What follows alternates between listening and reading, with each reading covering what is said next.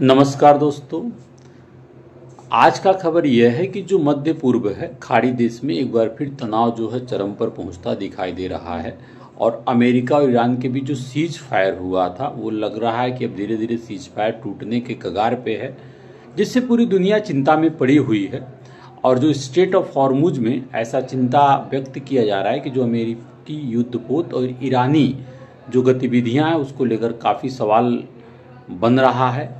ऐसे में ये प्रश्न जायज हो जा रहा है। इसी दौरान एक प्रश्न ये भी है कि जो ईरान के विदेश मंत्री हैं अरागची, इनका चीन दौरा हुआ है और चीन के विदेश मंत्री वांग यी ने बीजिंग में ईरान के विदेश मंत्री अब्बास अरागची के साथ बातचीत के दौरान कहा कि स्ट्रेट ऑफ हॉर्मुज के जरिए सामान्य एवं सुरक्षित आवागमन बहाल करने के लिए अंतर्राष्ट्रीय समुदाय की साझा चिंता है और चीन को उम्मीद भी है कि जल्दी से जल्दी जो है जो स्ट्रेट ऑफ हॉर्मुज है वो खुलेगा ताकि जो है व्यापारिक गतिविधियां बढ़ेगा। यहाँ तक चीन ने जो सीज फायर है उसको पूर्ण युद्ध विराम पर जोर दिया।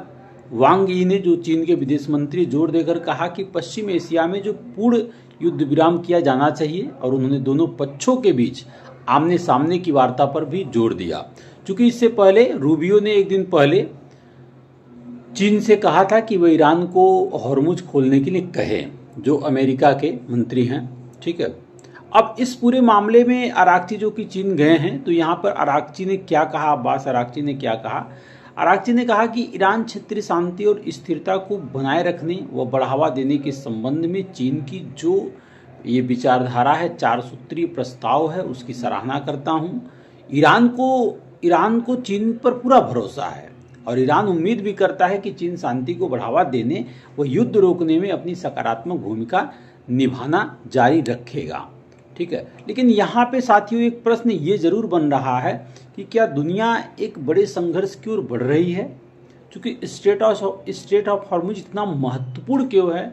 और अगर यहाँ पुनः युद्ध जैसी स्थिति पुनः बनती है तो भारत समेत पूरी दुनिया पर इसका क्या असर पड़ेगा?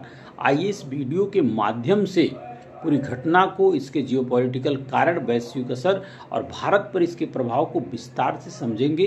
तो वीडियो के अंत तक जरूर बने रहिएगा। दरअसल अमेरिका ने ऐसा दावा किया है, जो अमेरिका के राष्ट्रपति हैं डोनाल्ड ट्रंप, ऐसा दावा किया जा रहा है कि ईरान में सैन्य ठिकानों पर बमबारी हुई है।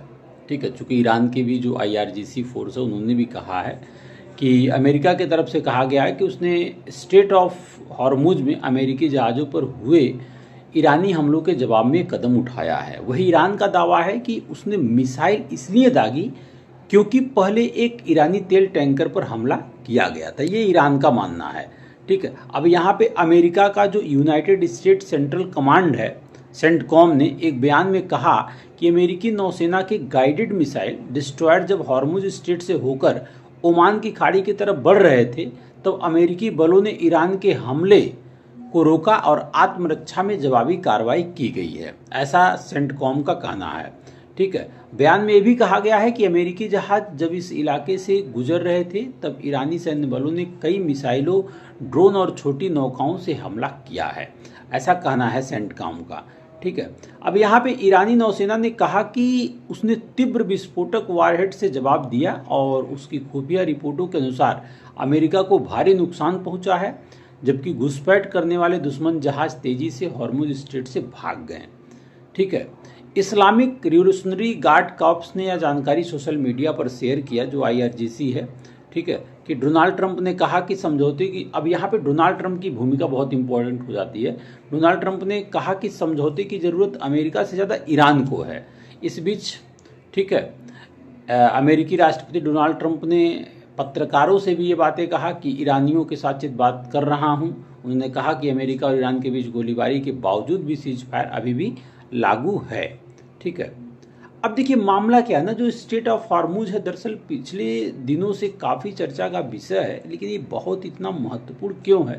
देखिए दुनिया के कुल तेल व्यापार का लगभग 20% हिस्सा इसी मार्ग से गुजरता है।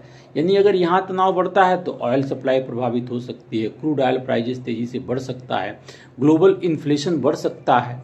ठीक है, तो ये समस्या होने की वजह से थोड़ा सा विश्व पटल पे गंभीर मामला है। जय हिंद।